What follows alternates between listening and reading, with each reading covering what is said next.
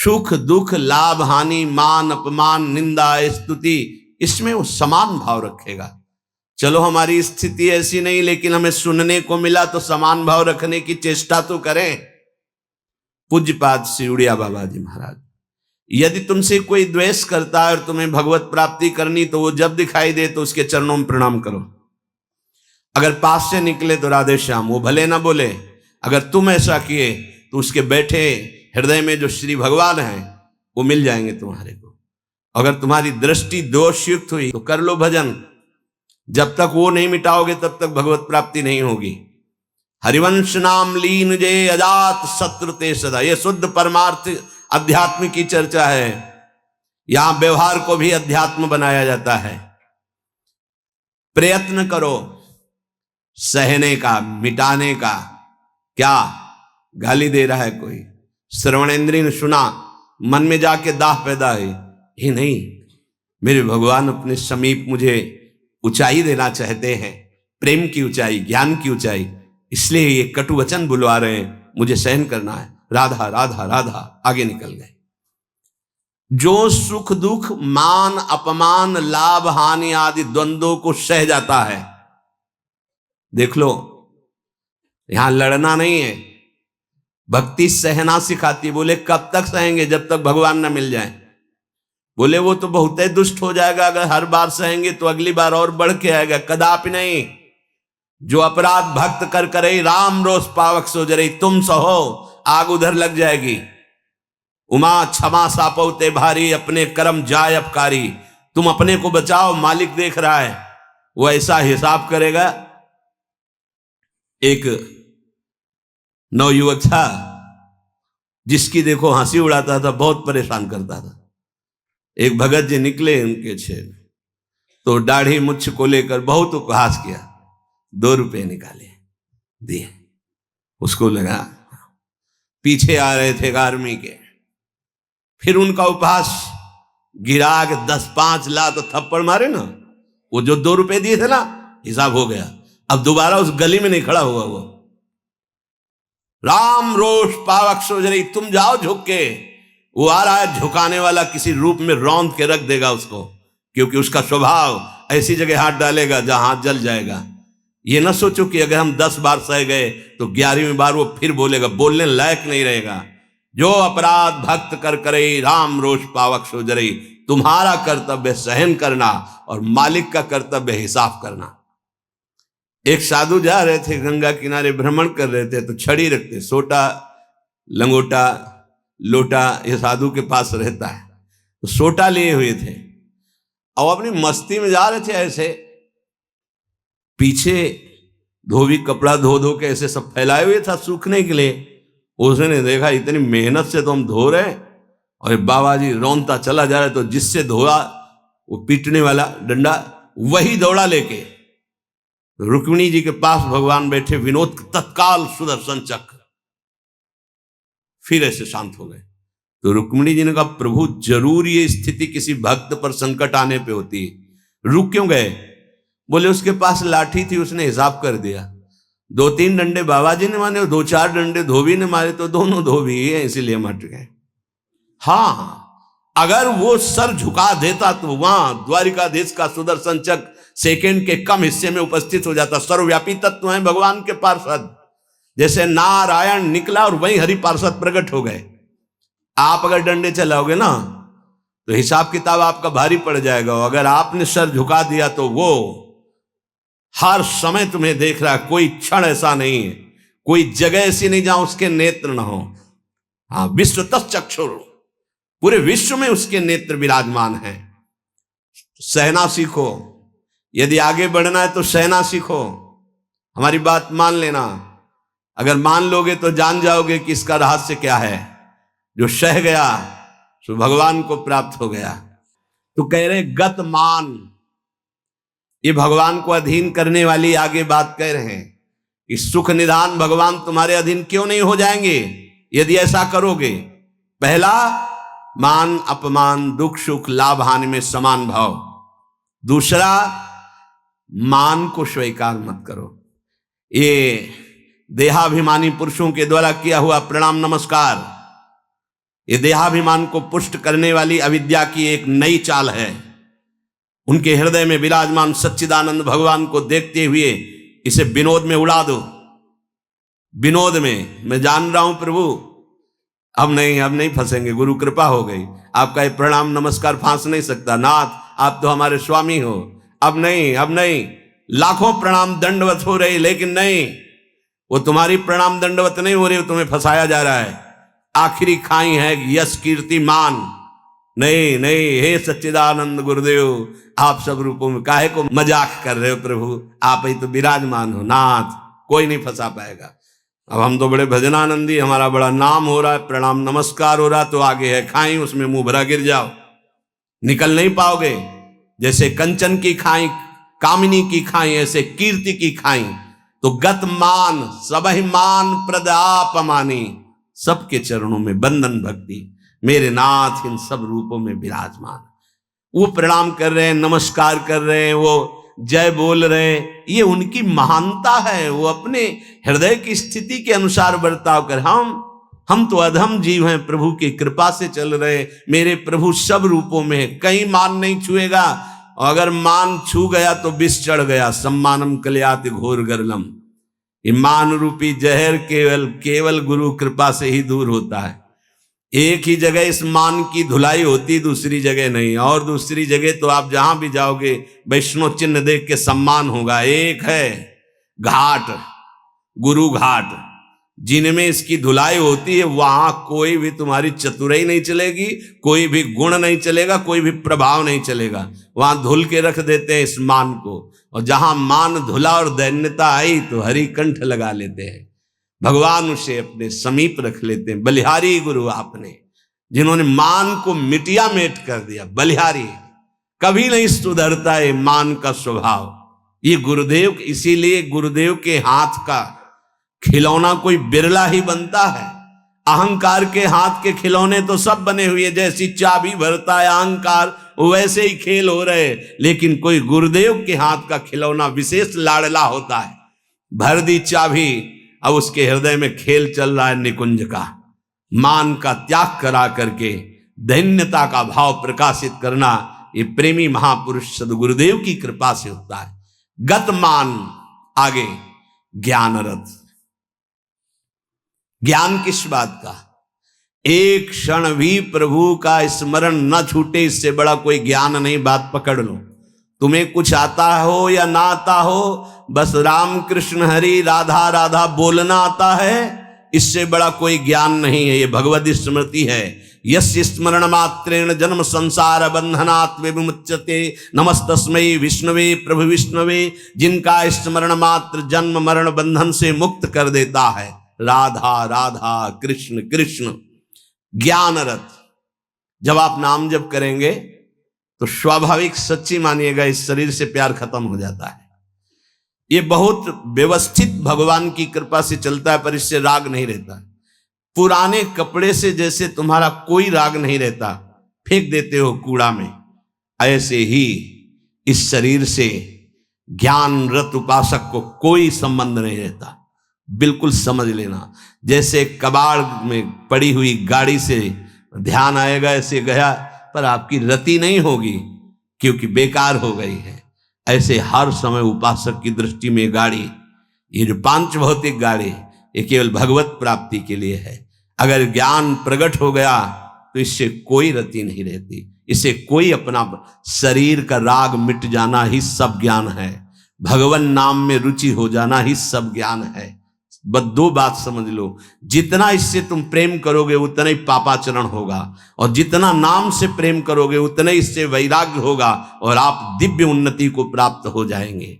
ज्ञान रथ, सच्चा ज्ञान, मैं भगवत स्वरूप हूं, ये मैं शब्द अंतःकरण से निकलता है, बस स्वरूप हूं है, मैं के साथ हूं है, नहीं तो स्वरूप, बस स्वरूप, मैं स्वरूप हूं, ये अंतःकरण धर्म से निकल रहा है, और केवल है स्वरूप, ये है, वहां कोई और शब्द नहीं जुड़ता, न मैं न हूं, वो है, वही है, वो भी खत्म, केवल है।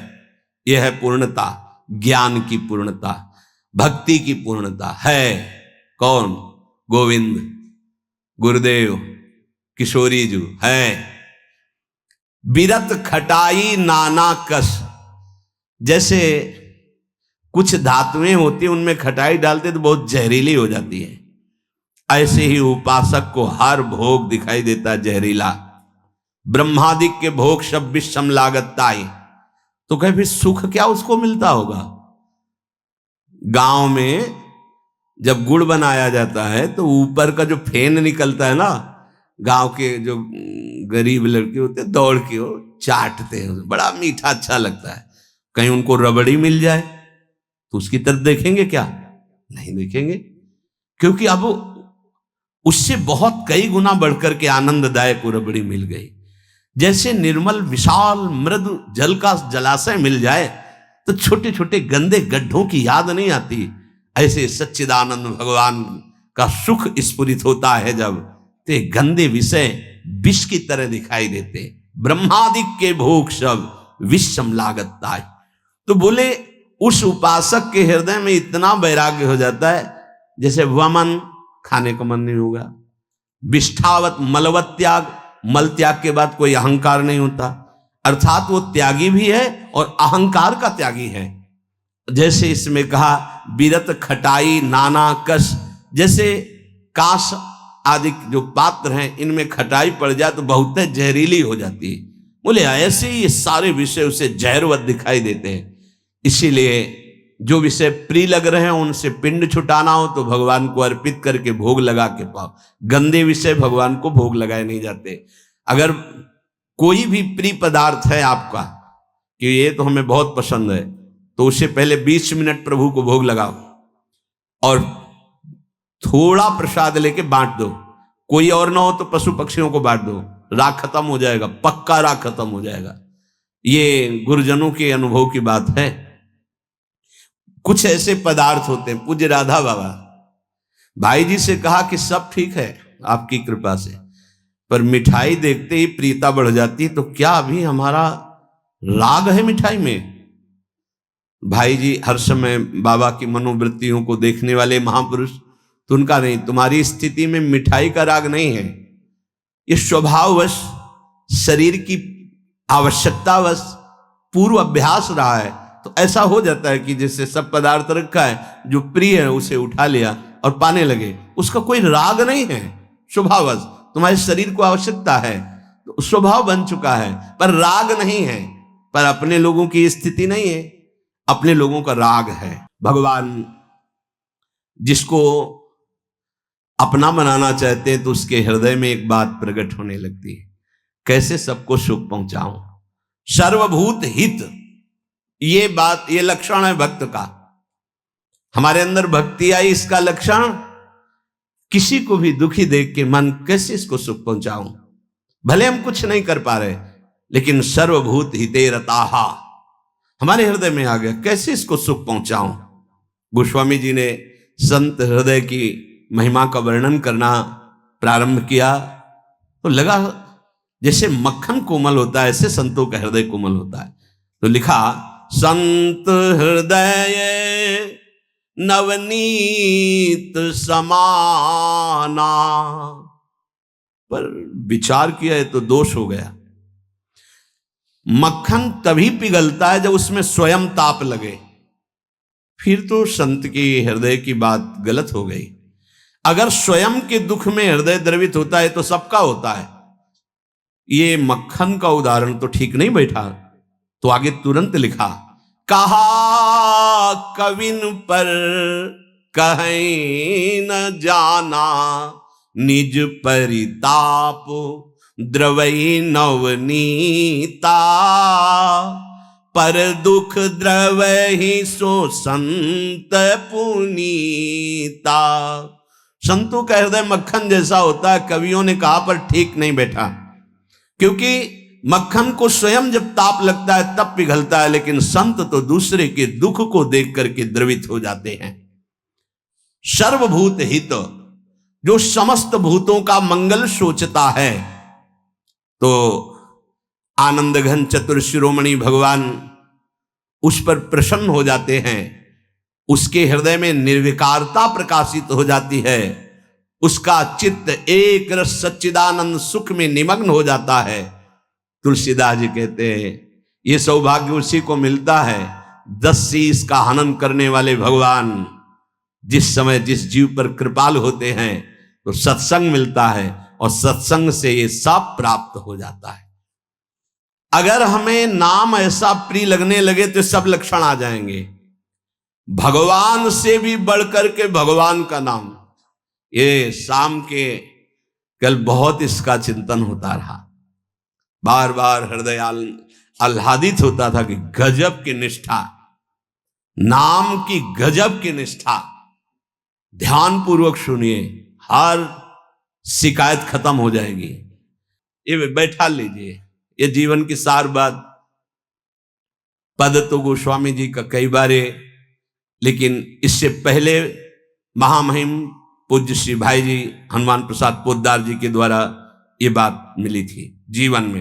जीवन में पहली बार ये बात पूज्य भाई जी के द्वारा मिली थी कि अगर तुम्हारे सामने भगवान आ जाए, उनके दर्शन कर रहे हो, नाम छूट गया तो हमें नहीं चाहिए ऐसे भगवान जिससे हमारा भगवान का नाम छूट जाए। ये भाई जी की बात। फिर पद मिला बहुत काल के बाद, ये कल पुनः इसका कृपा करके गोस्वामी जी ने दर्शन कराया और चिंतन कराया। बेपरवाह अद्भुत मस्ती है इस बात में। जिसे भगवान नाम इतना प्यारा लग गया है कि यदि स्वयं भगवान कहें कि अब मैं तुम्हें मिल गया, मेरे लिए तो भजन कर रहे थे, अब आज से नाम जपना छोड़ दो, तो वो स्वीकार नहीं करेगा। उपासक कहेगा नाम नहीं छोड़ सकता महाराज, आप आओ या ना आओ, आप जाओ या रहो, आपकी मर्जी की बात। नाम से प्रिय बढ़कर आप नहीं हो हमें। ये बात बहुत बड़ी बात। जब भगवान की बात आ गई तो ये भोगों की बात क्या रह जाएगी भाई। ये पद प्रतिष्ठा रुपया पैसा, अभी नाम का स्वाद ही नहीं चखा। ये ताको भलो कठिन कलिकालो, आज मध्य परिणामो, आज कल परसों हर समय परमानंद बना रहेगा। एक कलयुग कुछ नहीं बिगाड़ सकता। यदि जिह्वा में ऐसा प्यार उदय हो गया कि मुझे नहीं चाहिए और कुछ, जो हमें नाम छोड़वा दे वो कुछ संसार की पद प्रतिष्ठा तो जाने दो, हमें भगवान से भी नहीं मिलना। यदि वो आ जाए और नाम छूट जाए तो मुझे उनका आना नहीं। प्रिय राम नाम ते जाही न रामो, ये बहुत बड़ी बात है। ये जन साधारण नहीं समझ सकते, बहुत बड़ी बात। कैसे छूटेगा फिर नाम, सोचो कैसे छूटेगा। आग लग जाएगी कि ओहो, जिस नाम के बराबर नामी से मिलन की भी बात नहीं कही गई, उस नाम को हम चंद विषयों में, तुच्छ विषयों में, तुच्छ व्यक्तियों के मायाजनित संभाषण में छोड़ देते हैं। हमारी कहां की निष्ठा। गोस्वामी जी कह रहे हैं प्रिय राम नाम ते जाहि न रामो, बार बार इसलिए करें बैठा लो। सकुचत समुझी नाम महिमा, मद लोभ मोह को कामो, राम नाम जप निरत सुजन पर, करत छाह घोर घामो, प्रिय राम नाम ते जाहि न रामो। बस यही लगता है, यही परम विश्राम है। इससे बड़ी कोई बात नहीं हो सकती। राम जी मिल जाए और वो कहें कि हमारा नाम छोड़ दो, अब हमें स्वीकार करो, हम तो मिल गए ना, तो वो उपासक भगवान से कह देगा आप चले जाइए। जिस नाम के बल से आप हमारे पास आए उस नाम को मैं नहीं छोड़ सकता। आप कभी मत दर्शन देना, कभी मत आना, आप हमें हर दुख देना, पर मैं नाम नहीं छोड़ सकता। ये बात पकड़नी, ये बात पकड़नी, पकड़ लो, सब कुछ तुम्हारे अधीन हो जाएगा। मुझे आपसे मिलने की आवश्यकता नहीं है यदि नाम छूट जाए तो। यही भाई जी लिखा था प्रियालाल के लिए, राधा कृष्ण के लिए। सबसे पहले भाई जी की बात तो थोड़ी देर तो विचार चलता रहा इस विषय का कि नाम साधन है और साध्य है प्रभु। जब प्रभु को हम देख रहे हैं तो नाम भूल गए तो कौन सी बड़ी बात है, क्योंकि नाम का फल तो प्रभु ही थे ना। उस समय समझ में नहीं आया, बाद में समझ में आया उन्हीं महापुरुषों की कृपा से, जो आज गोस्वामी जी कह रहे हैं कि यदि कोई कहे कि तुम्हें राम मिल जाएंगे, या राम जी ही कहें कि मैं मिल जाऊंगा, मेरा नाम छोड़ दो, तो उपासक का हृदय कहेगा, नाम जापक का, कि यदि आपके मिलने से नाम छूट जाता है तो आप कभी हमसे मत मिलिए। मुझे आवश्यकता नहीं आपसे मिलने की, यदि मेरा गुरु प्रदत्त नाम छूट जाए तो आपके मिलने की आवश्यकता नहीं। उसका नाम ऐसे चलता है हृदय में, श्वास में, जिह्वा में, रोम रोम में।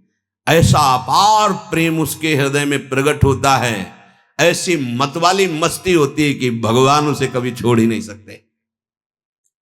इस कराल कलिकाल में आदि प्रारंभ, मध्य और अंत, कभी किसी का कल्याण हुआ है या हो रहा है या होगा तो ऐसे नाम प्रेमी का होगा। ये आदि मध्य परिणामों। अगर नाम जब चल रहा है तो जो पीछे महापुरुष हुए हैं, जो अब हैं, जो आगे होंगे, वो नाम के प्रभाव से ही है।